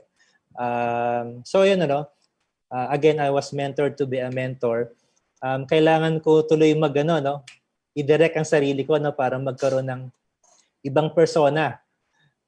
Kasi maraming responsibilities pala ang pagiging mentor. Hindi ito nakukuha lang sa libro. So kailangan talagang halukayin yung buong experience mo, lahat ng nalalaman mo, ano nga ba yung mga kailangan ng mga batang artist. Kailangan conscious ang mentor para malaman niya kung ano yung kailangan ituro niya, mas lalo na sa mga batang artist. And so very fruitful, yung 4 years namin. Itong Tuklas 2021, meron kami stage na nominees pa lang sila. Nagbigay na kami ng mentorship agad through the form of e-mentoring. Right. So we are always proud to see our roster of awardees going through various pathways towards career development. So sir, sila Makoy, sila Isko, sila Marvin, I think a lot of the artists from na mini-mentor nyo are MAID awardees as well. And shout out to the MAID awardees also watching us this afternoon. Hello kay Sir Elmer, kay RG Habulan, and Sir Sam Penaso from the audience. Thank you for supporting us. And as we go through the discussion, sir, of mentorship, let's talk about how exactly you being a mentor affected your career practice going into mentorship, having that program, having the Eskinita Art Farm. So being a mentor, how did that affect your career path? Well, I can say I was born again. Dahil ibang-iba yung experience ko nung mas bata ako, So again, iba-iba yung phase na dinadaanan natin. So ngayon nasa bagong phase ako ng buhay ko at career bilang artist. Dahil nung una, no, bata ka pa, nag-struggle ka, hanggang sa makagraduate ka ng konti sa struggle mo. Well, ang consistent doon, no, inaalala mo palagi yung sarili mo. You always worry about your needs, your career, your exhibits, your projects. Kaya ko sinabing born again dahil ito yung time na I started worrying about others. Yung mga artist na nasa paligid ko, palagi kong tanong ngayon sa sarili ko, ano ba yung kailangan nila? So ito yung basic na program kung bakit nagkaroon ng Eskinita as a project. Ano nga ba yung pwedeng makontribute ng project para sa ibang artist? So ito yung binabalanse ko ngayon. Paano ko bababalanse yung sarili kong trabaho bilang artist, and then paano ko babalanse yung responsibilities, no, sa Eskinita. Thank you for that, sir. So to the mentees naman present in this panel, to Isko and Marvin, what was your key takeaway in that experience of joining the competition and undergoing the program? And now you're also into your own exhibitions, your own career practice. So anything that you can share to the young aspirants listening to us this afternoon? How was the experience? Unahin na natin si Marvin. Hello. Katulad po nung nabanggit ko kanina, si Sir Ato at si Sir Esquillo, nagsisilbing role model para sa aming mga mentees. So, hindi lang sa mismong paggawa ng pyesa, yung mismong lifestyle. Minsan, sila yung nagiging basis namin. Yung kung paano sila, yung attitude nila, yung lifestyle nila, yun yung nagiging basis namin. Parang doon namin makikita kung ano ba dapat yung tama saka yung mali. Siyempre, dati nung mas bata pa ako, naro-romanticize sa art scene yung yung artist na parang rockstar yung dating. Yung sikat, superstar. Nung bata kami, syempre, yun yung makikita namin. Ngayon, dahil naging mentor namin sila, ang mas naging naunawaan pa namin is yung role namin bilang artist. Ano yung makukuha namin sa kanila ngayon at yung ibibigay namin balang araw para sa mga kapwa artists at sa society. Yun po. Thank you for that. Si Isko, how was also working with your peers during this time of joining competitions and then mentorship and then your artistic practice with fellow artists and your friends and peers in the art community? Yung add ko lang din pala, yung sa tuklas kasi, parang pagka napili ka dun sa walo, ewan ko, hindi ko alam kung hanggang ngayon ganun pa rin siya, kapag solo show ka. Ayun, sponsor nila Sir ST yun, Eskinita. Ang laking bagay niya kasi, para sa akin kasi yung first solo show, sobrang nakakakaba, nakakatakot. Kasi, kailangan mo ng fans kasi ilang buwan ka rin gagawa. Tapos, after that, di mo alam kung mabibenta or hindi. And dahil sa ginawa nila Sir ST na yun, ang laking tulong niya para makapag-start ang solo show. Tapos, parang dun kasi sa program na yun, parang hinahanda ka nila para mag-solo ka na eh. Parang ganun siya eh. Parang ang lakas ng loob mo, ganun. Kasi para sa akin, ang dami kong nakikita na kabatch ko na parang sabi ko, tol, parang kamustahan, gano'n, nakakausap ko pag nagkita-kita. Tol, saan magsasolo ka na ba? Ganyan. Sabi niya, hindi pa daw siya ready, gano'n. Parang bilang isa na nagkaroon ng mentor, parang advantage din yun na ma-urge ka na mag-solo ka. Tapos, sa pag ano naman, yun kay Sir Eski naman, nung dati kasi hindi talaga siya nagsasalita sa amin sa nagpupulong-pulong kami, si Sir Habulan niya nagsasalita. Tapos minsan lang siya magsalita pero talagang tatatak sa isip mo yung sinasabi niya. Ganon si Sir Eski siya. Tapos, ayun, sa mga sa mga nag-aalangan kung ano yung gusto nilang gawin, tuloy lang nila, ganun. Sabi nga nila, noong una pa lang, wag kang hihinto. Wag kang hihinto sa kung ano yung ginagawa mo. Ganun. Basta masaya ka, tas di ka naman nakakaano ng kapwa mo. Ayun, tuloy mo lang. Ayun. Wonderful. Thank you for that. Now let's entertain some questions from the audience. From Jose Raul Garbo, he would like to ask, hindi pa ako nakatry sumali sa Made before. So bagong entrant. There are lots of young artists nowadays like me na may potential, nangangarap din manalo but maraming doubts. Ano po ang magandang advice niyo for us? So Sir Eski, nang hihingi ng advice for someone na hindi pa nakasali sa Made but may mga potential pero meron din silang self-doubt. So what can you say as a mentor to those who would like to join Made but haven't tried and there are apprehensions from their end in joining?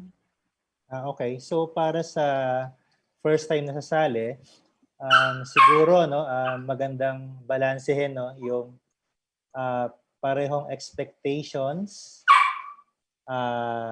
saka preparations.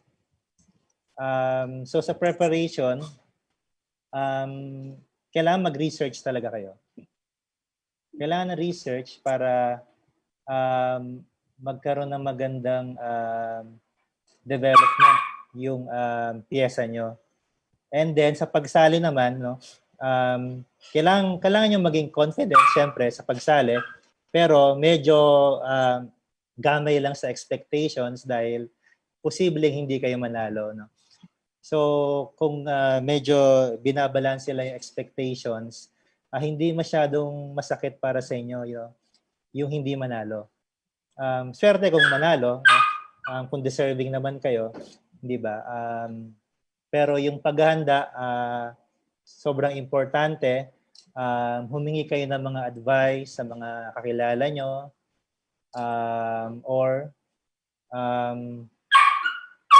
pwede nyo akong i-message. Pwede ko kayong bigyan ng tips. Okay, open tayo dyan.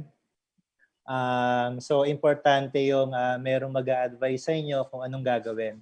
And importante para sa sasali, importante yung rules and regulations. Hindi lalampas sa size, hindi magkakamali sa medium. Mga rules. Importante yun para hindi kayo ma-disqualify. Yes, words from our mentor this afternoon. Please read the guidelines carefully, pinned on top of the comment section of this Facebook Live. So to our younger awardees, any tips from those who are first-timers to join the Made competition? Naalala niyo pa ba nung kayo ay first-timers pa? Opo. Sa akin kasi yun, importante sinasabi ni Sir, research talaga. Mag-research ka, pero kahit na sariling ang tawag doon, karanasan mo yung ipipinta mo. Mas okay talaga yung mag-research ka pa rin. And ayun nga, yung sinabi ko kanina na inaaral ko rin yung contest bago ako sumali. Hindi ba sa sali lang, ganun. Alamin mo yung pasikot-sikot ng contest. Tapos, dapat kung ano yung man mangyari, handa ka. Kumbaga, gawin mo lang yung best mo. Kasi ang nangyayari kasi yun nga sabi ni Marvin kanina na kapag in-urge niyang manalo, hindi siya makapasok. Pero nung hindi niya na-in-urge manalo, tsaka siya nanalo. Para sa akin, totoo din yun eh. Kasi ang gawin mo lang kung ano yung best mo. Tapos, after mong mag-research ganyan, gawin mo yung best mo. Tapos, pagpasa mo ng pyesa mo, hayaan mo na yun. Ganun na yun. Tapos, hayaan mo na lang sila yung sa mga judges yung kasi kung para sa'yo talaga yun, para sa'yo talaga yung time na yun. Ganun. Kasi, sa 4 na taon na sumasali, syempre, di ba, may 4 na beses ka rin hindi nanalo. So, dun sa 4 na beses, 4 na beses, sa 3 beses na yun, marami kang matututunan eh. Parang yun tatanong mo sa sarili mo, ano ba yung kulang? Ano ba yung dapat kong gawin?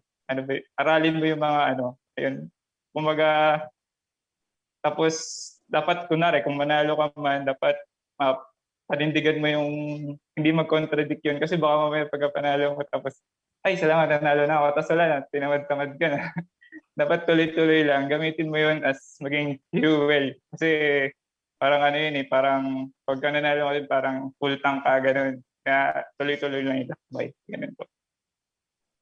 Yeah, very insightful, no, na you encourage yourself to join, and then afterwards you need to continue. That's something very important to all of our participants joining MAID and those semi-finalists and winners who will be awarded for this year. Please do keep in mind that you are here to continue the journey towards the artistic practice. Marvin, do you have any tips for first-time joiners how to overcome self-doubt and pursue joining May? Deadline of entry is March 31. Ang tip ko simula ka maaga. Simula ka na agad. Malapit na pala. So may isang buwan pa para makapag-prepare ang ating mga entrants. So another question from the audience specifically for our mentor, Sir Eski, for this afternoon. Sir, kailangan nila ng life advice from Joe Ness. Yes, for Sir Eski, para po sa inyo, paano nyo nabibigyan ng pagpapahalaga ang inyong mga mini-mentor o paano nyo sila nagagabayan bilang amateur artist? Not just through visual arts, but also about life perspective. Paano nyo daw ginagabayan sa kanilang buhay ang mga mentees?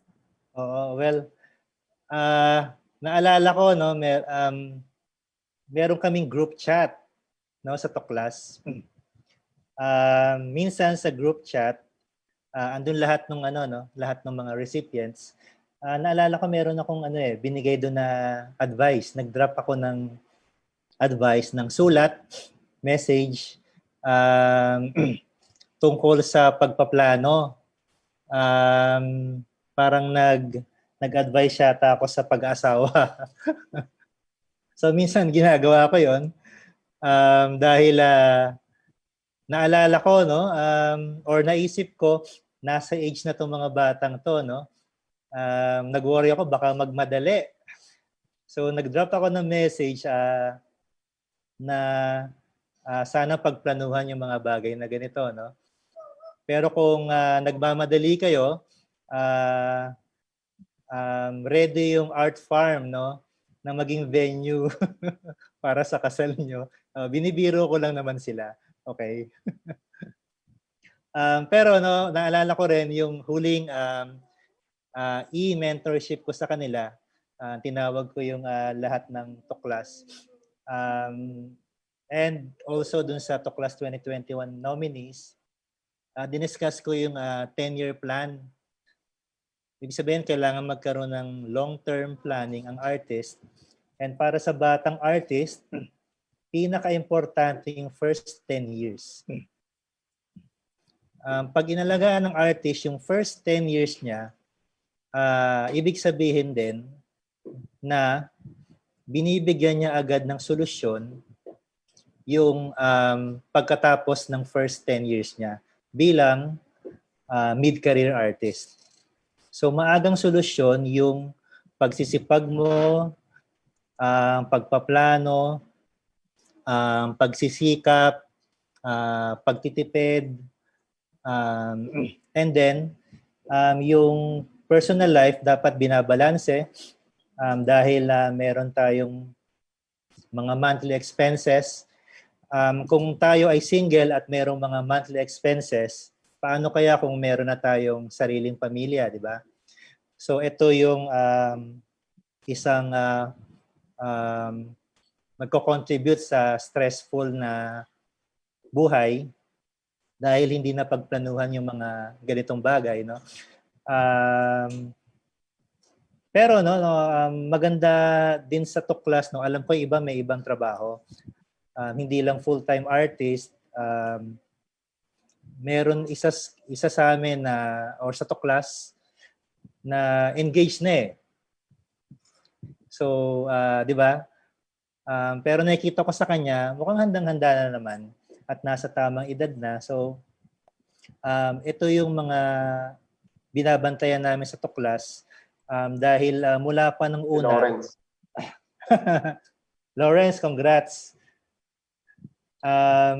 So ito yung binabantayan namin sa tuklas, no, dahil ang tuklas hindi lang siya one-time na grant. Meron kaming tinatawag na continuing program. So sa continuing program, pagkatapos ng mentoring, binibigyan namin sila ng solo show. Binibili namin yung gawa nila para extra na funding para sa kanila. Tuloy-tuloy na invitation para sa exhibit, local and international. And then, tuloy-tuloy yung yung sense of community dahil tuloy-tuloy din yung coordination, yung communication. We see to it na magkakaibigan kami at kung magkakaibigan kami, tuloy-tuloy yung relationship. So ito yung level na ang mentorship program namin mas naging personal. Dahil yung relationship namin naging mas personal din at yun din yung wish ko na sana maging maganda yung mga relationship nila sa bawat isa at sana magtuloy-tuloy din yung relationship namin hindi lang bilang artist kundi bilang tao. And then yung art farm tinayo rin namin dahil sinisiguro namin na magiging tuloy-tuloy din talaga yung programa nila. Dahil yung art farm ito yung mas permanente namin na space, lugar at project. So ito rin yung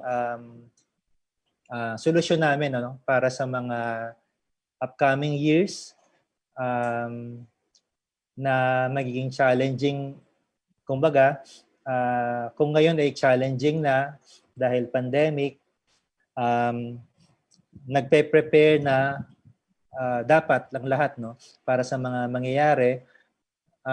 So in a way, yung mga program namin sa Eskinita, sa tuklas, tuloy-tuloy yung pagbigay namin ng advice. Marami kaming one-on-one na sessions or consultation, pero paminsan-minsan nag-drop ako ng message sa group chat namin and kung ano yung maalala ko, kung naisip nila na palagay ko kailangan nilang information, ibabato ko lang sa group chat namin.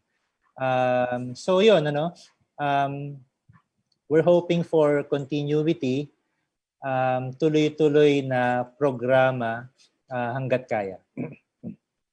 Thank you, sir. Before we go to the last part of the discussion, we have a last question from our audience, which is very apt. It's very practical. Like in May, we also support the first solo show of our awardees. So as we've mentioned, we want them to focus on the artistic development for their career. So after launching the Clear, what happened? We have a question from the audience.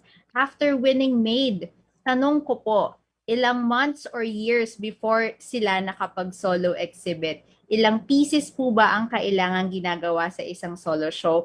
And how many months from start of conceptualization to actual show? Parang kailangan pong mag-consult ng ating commenter. Lastly po, sold out po ba kaagad? Siguro tanungin natin, sir, para maiba naman yung kaka-solo show lang. Isko, how did you prepare? Ilang months daw ba? At from start of conceptualization to the actual show.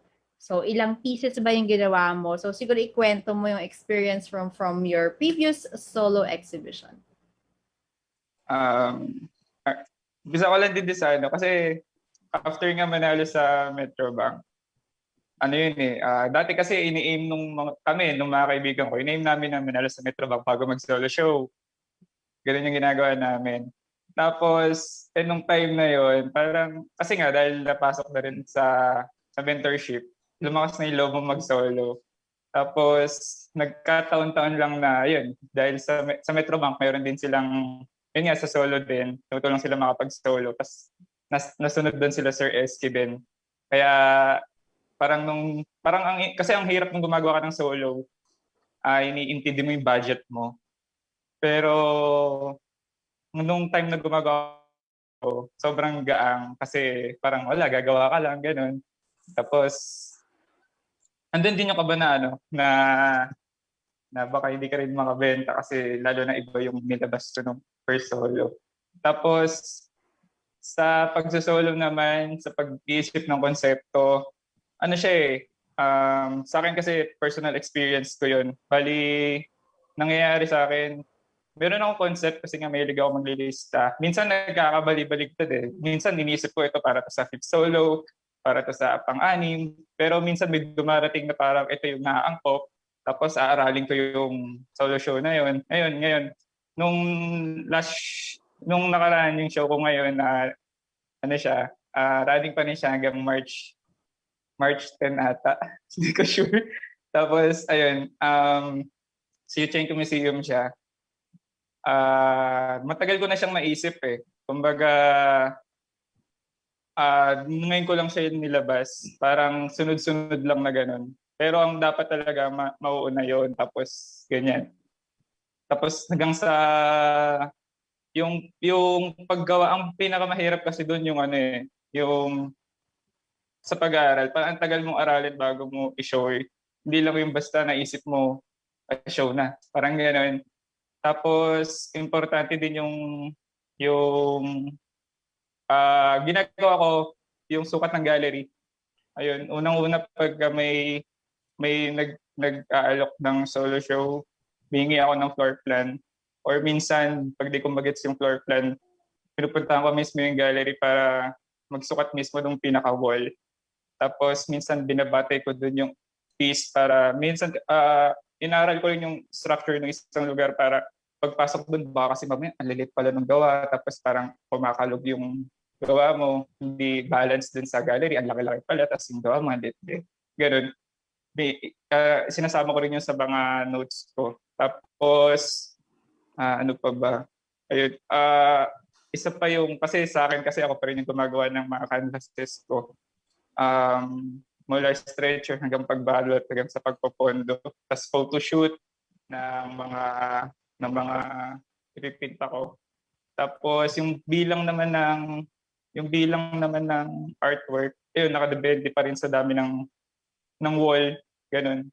Parang minsan kasi mas maganda yung parang sa sarili mo kinokorate mo na, pero may magkokorate doon na mas maganda pa sa naiisip mo. Ganun yung nangyayari. Tapos nung first solo naman, totoo nun, sobrang kabado ako kasi baka hindi ako makabenta. Kasi nga, mga karne yung ginawa ko. Usually, bago yung solo ko na yun, mga ginagawa ko, mga damit, mga tela. Ganun. Tapos sinwerte naman na naka-sold out that time. Tapos, ayun, pati naman din ngayon na second solo. Ayun, siguro, siniswerte lang din. Yun po. Right. Thank you for that. Marvin, do you have any tips for those who are looking into their first solo show after winning the competition, of course? Ano ka ba nag-prepare? Sa part 2 po, malaking tulong yung award ng made sa career ng artist. So, para siyang step by step paakyat ng hagdan eh. Pag nanalo ka ng Metrobank, yung pakiramdam ko parang naka-step agad ako ng 3 palapag dun sa hagdan. Kasi di ba yung career mo pataas. Parang yung nanalo ako ganun. Ngayon napansin ko sa art scene, yung pag nanalo ng Metrobank, dumadali yung solusyon nila sa market. Base sa experience ko, ang daling makabenta. Pero ang gusto kong bigyan ng suggestion dito, yung mga bumibili ng artwork. Halimbawa, nung nanalo ako sa Metrobank, nanalo ko siguro dahil deserve nung piece ko na manalo. Pero example, sa isang group show, halimbawa yung kaibigan kong artist, mas deserve nung artwork niya na mabenta kaysa sa akin. Pero yung mga kolektor, mas sumusugal silang bilhin yung halimbawa yun sa akin dahil siguro winner ako. Parang ang unfair minsan dun sa ibang artist. Sana yung mga collectors tumugal din sila dun sa ibang artist kasi ang daming magagaling kahit hindi sila nanalo. Ngayon para naman dun sa mag-prepare solo, yung pag-prepare solo para siyang pintuan, papasok ko sa isang pintuan, hindi ka na babalik. Hindi ka na makakabalik ulit. So bago ka mag-prepare solo exhibit, siguraduhin mo nang mabuti na talagang gusto mo na, naka-ready ka na dun sa pag-solo exhibit. Ayun po. Inspiring words from such a young artist. So finally, Sir Eski, anong maipapayo natin sa commenter and someone watching us who's asking how to prepare for a solo show? Well, sa akin, ibibigay ko example itong dalawan to, si Isko at si Marvin.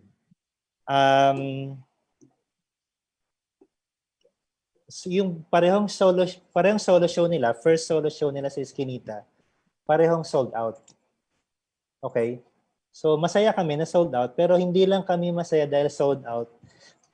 Nakita namin na sold out siya kasi unang-una, very professional silang dalawa. Alam namin na handang-handa sila sa show nila. Sila yung pinakamaagang gumawa and then pinakamaagang nag-submit before the deadline. Kung makita nyo yung mga piyesa nila, alam mong handang-handa dahil yung presentation, naka-frame, mula harap hanggang likod, pulido, wala kang mararamdaman na rush. Okay? So, kung ano man yung preparation nila, yun din yung naging resulta ng appreciation ng mga tao. Dahil may kita yon sa resulta ng gawa. Kung ang first solo show ng isang artist, handang-handa, madali namang maobserbahan. Madali makita ng mga audience at ng mga collectors. So, well-deserved silang dalawa dahil maganda rin yung preparation nila dahil well-guided. Si Sir Ato rin yung nag-curate ng show nila. So, importante rin yung guidance habang gumagawa, habang nagka-transpire yung pagkatrabaho mula umpisa hanggang huli. So sila magandang example kung babalikan niyo yung solo show nila. So pinaka-importante yung preparation at yung quality na binabato nila sa first solo show nila. Siguro dala rin ng panahon kasi kami nung 90s wala akong nababalitaan yata na sold out noon. 90s so mahirap talaga yung sitwasyon noon so ang mga batang collector noon kakaunti lang pero hindi yun ano, no? Hindi yun form of discouragement para sa young artist. So kailangan kung palagay ng young artist na handa na siya, kung sabihin din ng gallery na handa na siya, then well and good, no? Wag na niya isipin yung ano, no, sales. Ang importante, ito yung isa sa pinaka-importanting show ng isang artist, yung first solo show niya, kasi ito yung maglo-launch ng sarili niya, pangalan niya sa art scene. Nung time ko, no, yung preparation ko, mas magaling pa sa akin tong dalawang to. Kasi ako nag-rush ako noon eh. Meron akong 11 works. 11 works. Malapit na yung deadline. May isa pa ako hindi tapos. So meron ako hinabol na piyesa 5 days before. 5 days before ng show. Pero nairaos naman kasi marami namang nagkagusto. Pero i-compare ko lang uli, no, kina Marvin kasi sa Eskinita meron kaming catalog. So dahil merong catalog, mas maaga dapat yung submission. So ito yung magandang practice din siguro namin or ng mga artist, no. Kailangan talaga mas maaga. Kung tutuusin sa ibang bansa, dapat nga 1 month before ng show na ipasa na. Kasi nga para sa documentation. Kukunan ng litrato, isusulat ng writer, kukunan ng video, documentation, ima-market, pre-selling, ipopost sa, ipiprint sa dyaryo, ipopost sa social media. So yung mga prosesong ganun, no, makakatulong na maaga yung submission. So yung time preparation, kailangan talaga na planadong-planado. And dapat may constant communication dun sa host. No, kung kung museum or gallery or independent na space. Kailangan patuloy yung communication para maayos din yung flow nung show. Right. So, sir, we are down to our last question. No, we tackled so much practical know-how and knowledge about navigating your career and harnessing your artistic excellence as an artist. So, any final advice for our young artists watching, wanting to join the competition, thinking about their first solo show, especially during this time of a pandemic that everything is so unstable? So how can they continue on navigating the path to their artistic career? So any final advice? Unahin muna natin sila younger contemporaries and peers. Isko and Marvin, anong ma-share natin for those who are planning to join the MAID competition and navigating what to do with their artistic career during a time of a pandemic? Pag binigay nyo naman yung best nyo, wala namang mawawala sa inyo. Tsaka gawa kayo maaga. Timeline is very important. Simula kayo maaga.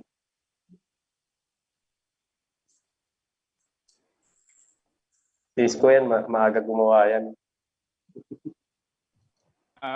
Ako naman ang sasabi ko, bukod sa deadline, gumawa ka pa ng isang deadline para sa sarili mo. Para hindi ka gahulin. Pero, ganun kasi ginagawa ko dati. Parang, dapat pagka show, dapat ahead ka ng siguro isang buwan dapat tapos ka na or 2 weeks before the show tapos ka na. Before the deadline. Kasi, kunwari, ang deadline mo, ganyan, 15 dapat tapos ka na, auna pa lang tapos ka na or 30 tapos ka na. Sobrang halaga kasi ng oras kasi dapat schedule talaga, ayun, ganun. Tapos sa isa pang tip ko lang din na pagka nakabenta ka, suggest ko lang din na or nanalo ka sa isang contest or basta nagkaroon ka ng income, invest mo agad sa mga gamit mo na makakatulong sa'yo sa paggawa pa ng art. Kumbaga, di baling sa akin kasi dati parang di baling maubos basta makabili ako ng gamit ko para tuloy-tuloy na yung kasi yun yung magiging fuel mo para sa pagtuloy-tuloy mo sa art. Tapos nag-invest ka sa ibang bagay na alam mong pakikinabangan mo sa future. Then solusyonan mo agad yung pagbabudget. Siguro mag-budget ka na kaagad. Siguro isa't kalahating taon, i-budget mo na yung babudgetin mo. Para sa paggawa mo ng art, wala nang gumugulo pa sa isipan mo. Kumbaga, kasi isa yun sa mga gumugulo sa isipan mo yung pagbabudget. Ganun. Kasi minsan, sa pagkapos ka ng budget, parang gusto mo maglabas ng piece na madali. Tapos hindi naman ganun ka-quality. Parang ikaw lang din gumagawa ng ikasisira mo. Ayun, ganun po. Thank you for that, Isko. And to from Sir Eski, any final advice to our young artists out there preparing for their piece for the MAID competition? Okay, siguro ang advice ko para sa mga sali ng contest, especially sa MAID, sa Metrobank, una-una maging totoo sa sarili. Yun ang pinaka-importante para sa akin dahil matalo, manalo, kung totoo yung gawa ng artist, kung bukal sa kalooban niya, yung ginagawa niya, matalo, manalo, panalo pa rin siya. So iba yung iniisip mo yung or kino-consider mo yung ano yung magugustuhan ng judges. Iba yung ginagawa mo yung piyesa mo or ginagawa mo yung art mo dahil yun talaga yung gusto mo.